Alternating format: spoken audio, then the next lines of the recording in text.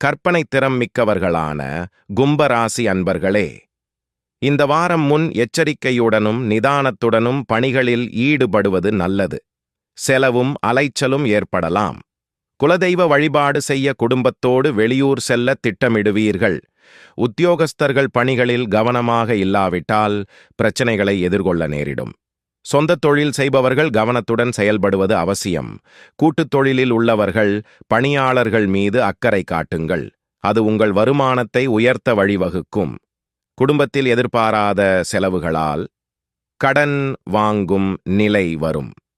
கலைஞர்களுக்கு புதிய வாய்ப்புகள் கிடைக்கும். பணி செய்யும் போது கவனமாக இருப்பது அவசியம். அனைவரிடமும் சுமூகமாக நடந்து கொள்ளுங்கள். பங்குச்சந்தை வியாபாரத்தில் நிலவும் ஏற்ற இறக்கங்களால் லாபம் பாதிக்கப்படும். சிறப்பு பரிகாரம்.